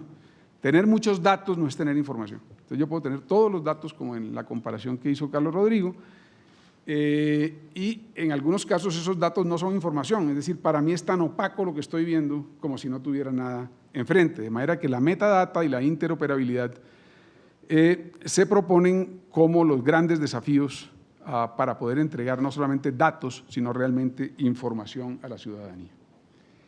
El 23 de enero de este año se suscribió en Colombia un nuevo compromiso por el Estado abierto. Los 14 puntos de ese compromiso de este año en que participa el Consejo de Estado giran principalmente en torno a corrupción, como el 5º, el 6º, el 11, el 13, etcétera. Es decir, en realidad el telos de justicia abierta en nuestro país está más dirigido a los temas de integridad, de probidad, de legitimidad. Y la frase de Toynbee para terminar: muchísimas gracias.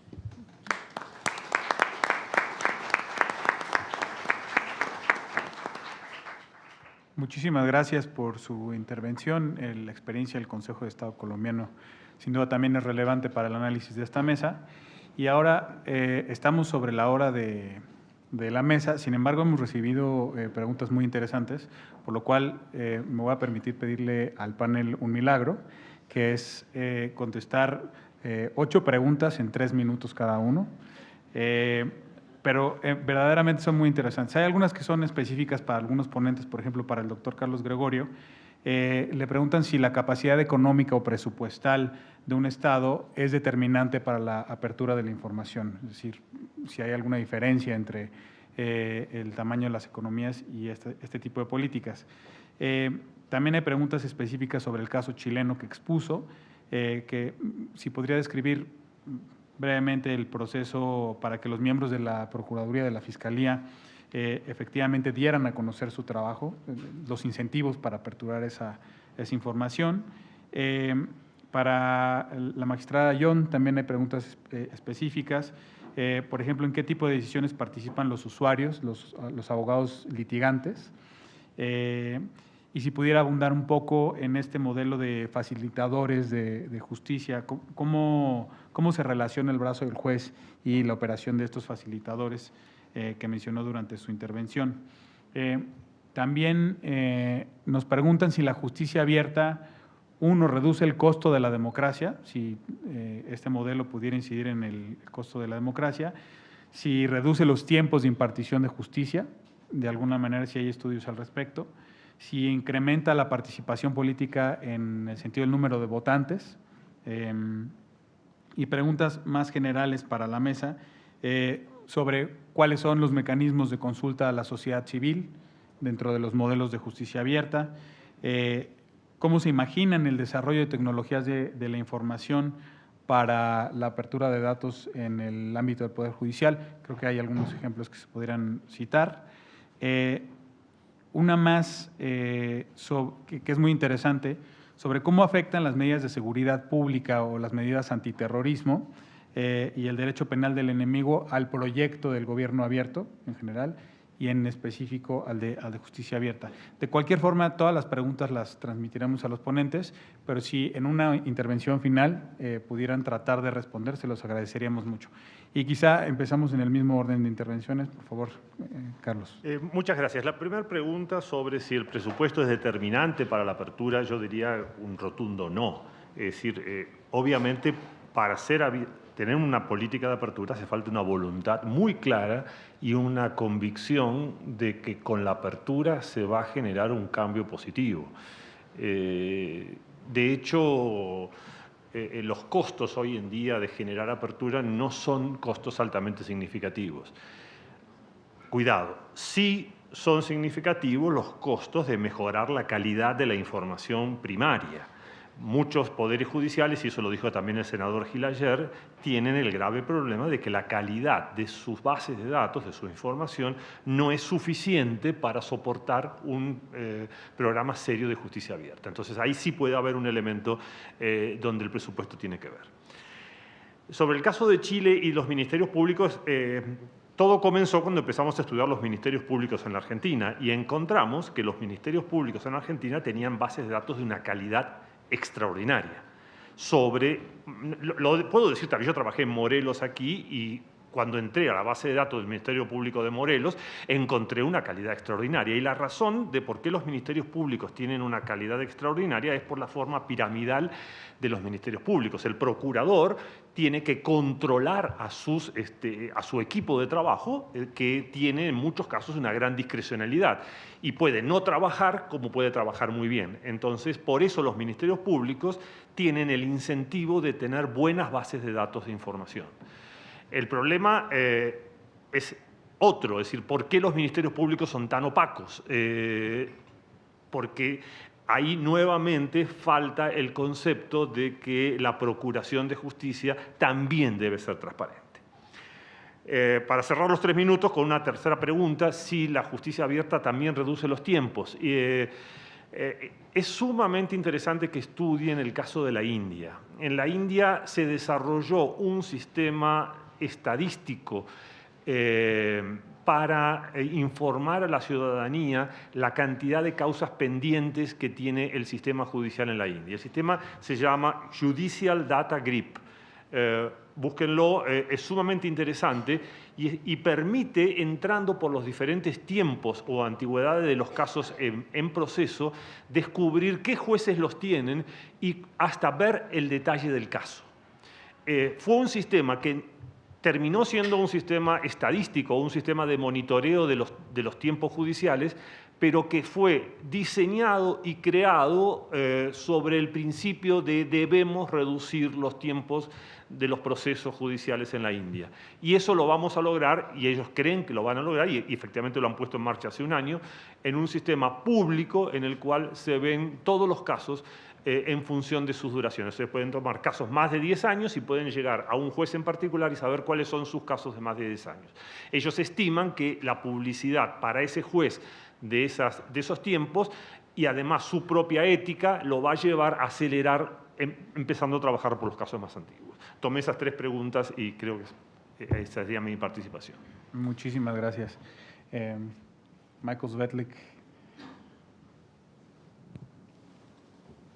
Thank you. Just briefly, Solo brevemente, address those interesting questions quiero contestar esas preguntas desde la perspectiva que yo tengo. En cuanto al costo de la democracia o un aumento en el costo de la democracia en términos de la justicia abierta, en algunos sistemas que resuelven controversias o tribunales temporales que se refieren a temas de la elección. Claramente hay costos en muchas instancias y contextos en los que mi organización trabaja. en 30 países más o menos.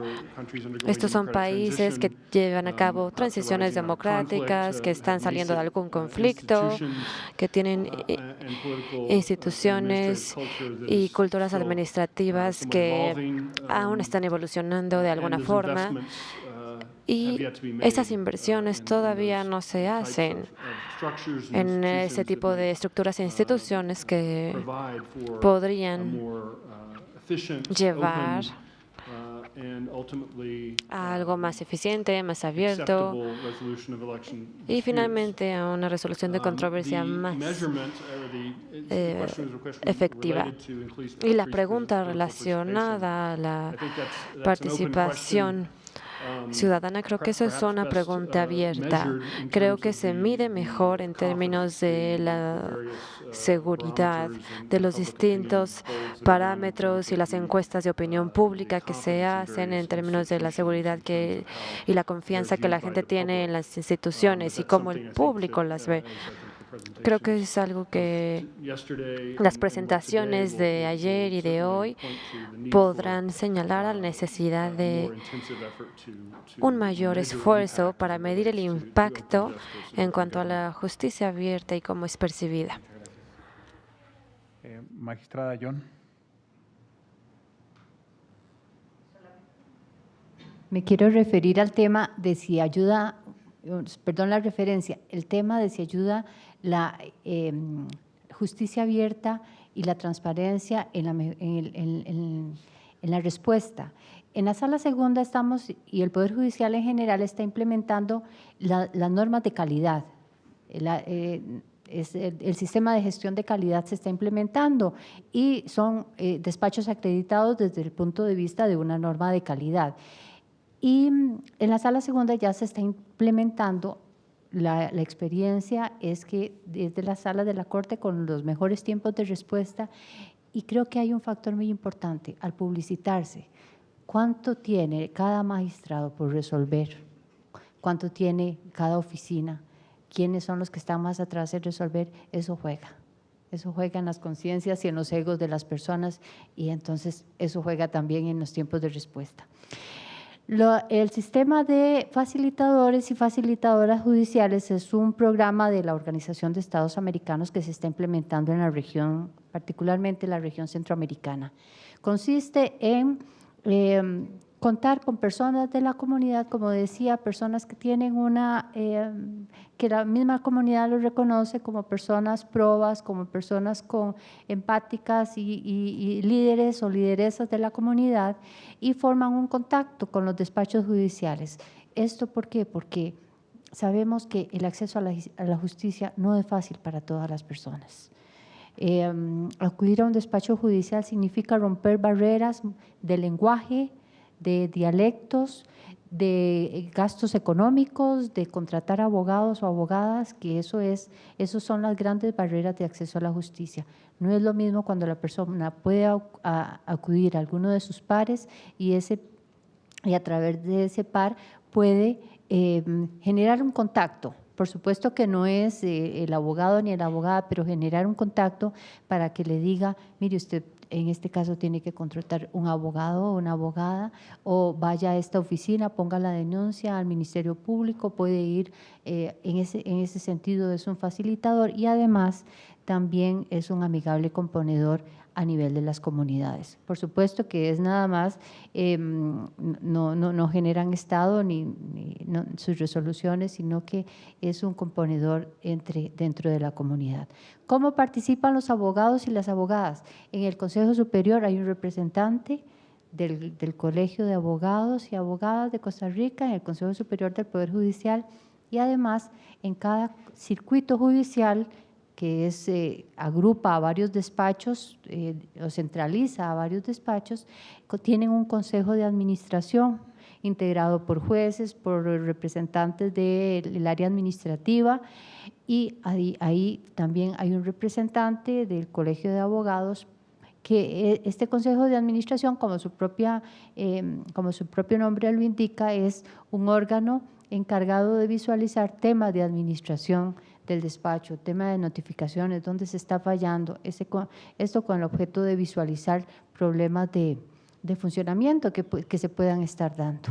Básicamente, no, obviamente no es en temas de decisión judicial, más que todo es como que nos digan desde afuera los mayores usuarios en dónde se está teniendo problemas de la Administración de Justicia de operatividad. Muchas gracias, doctor. Gracias. Nosotros preferimos pensar en la creación de confianza y en el cumplimiento de un viejo principio del proceso y de la prueba, que es el principio de publicidad, que existe desde mucho antes que haga y que todas estas cosas. De hecho, hemos visto en Colombia que el juicio por audiencias y la oralidad genera más tranquilidad en los usuarios de la justicia que el juicio escritural, que se demora. Digamos, en ese sentido retomo lo del ministro Franco, en el sentido de que el tiempo de demora y la congestión judicial están afectando en alto grado la visión que tiene la ciudadanía sobre la justicia. Pero para nosotros el énfasis no se podría poner en el caso de Colombia en la morosidad del juez, porque tal morosidad no existe. Es decir, un magistrado de la sección tercera del Consejo de Estado en responsabilidad extracontractual o como juez del contrato administrativo puede dictar al año 280 sentencias y tiene que revisar otras 560 de los otros 2 colegas de sala. Eso, amén de tutelas, etcétera, etcétera. Esa producción es suficientemente alta como para que no seamos vergonzantes de la producción de los jueces en Colombia. Al contrario, en muchos casos sometidos a estrés laboral, expedientes que van a la casa sábados y domingos, etcétera, etcétera. Lo que estamos llamando justamente en términos de gobierno o Estado abierto es a observar el problema aguas arriba, es decir, dónde se producen los conflictos. Voy a poner un ejemplo muy elemental y muy colombiano. Si se aclimata la paz con las FARC y con el ELN, el número de procesos en el Consejo de Estado va a disminuir dramáticamente. Y ofendo su inteligencia si les explico por qué. Si el sistema de salud colombiano le entrega las drogas a las personas que tienen que entregarle los medicamentos, pues las demandas en el Consejo de Estado van a reducirse drásticamente. Entonces, nosotros lo que estamos planteando es que hay, digamos, una que se pudiera llamar litigiosidad espúrea, que es producida por el mal funcionamiento del sistema, y podría haber, digamos, una litigiosidad de, ¿cuál fue la palabra que me ayudaste? Una litigiosidad válida, digamos así, porque hay quiebres en la sociedad que tienen que ir a los jueces, pero van demasiadas cosas a los jueces en el caso colombiano, no sé si es el caso latinoamericano. En Japón, ir a los jueces es un motivo de desdoro, es decir, si Carlos Rodrigo y yo vamos como demandante y demandado ante un juez, nuestra comunidad nos va a mirar con alguna suspicacia porque no pudimos usar los métodos autocompositivos de que nos habló la magistrada costarricense. De manera que el problema tiene que verse sistémicamente, no me parece que ese sea un principal asunto en justicia abierta. Gracias. Muchísimas gracias, magistrado. Me parece que la gran lección de esta mesa no es solamente la importancia de una mirada comparada a los modelos de justicia abierta, también es la importancia del contexto. Me quedo también con esto último de la perspectiva sistémica al implementar el modelo de justicia abierta. No solamente es justicia abierta, es justicia cercana, es justicia sencilla. Y para que eso se logre, requerimos de la participación de distintos actores, de una amplia participación ciudadana. Y como decían desde la mesa inaugural de estos diálogos para la justicia abierta, tanta participación como sea posible, sin restar responsabilidad a las instituciones. Los ejemplos al respecto, como también ha quedado claro en esta mesa, no solamente están en otros países, están también al nivel subnacional, en nuestro propio país y en las experiencias que nos han compartido los colegas que participaron en esta mesa. Yo les agradezco muchísimo su participación, nos quedamos con lo que nos han dicho también para fortalecer nuestro propio modelo. Muchas gracias.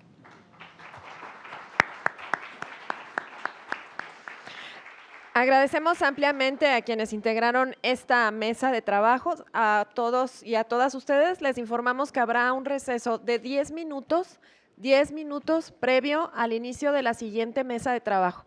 Por su atención, muchísimas gracias.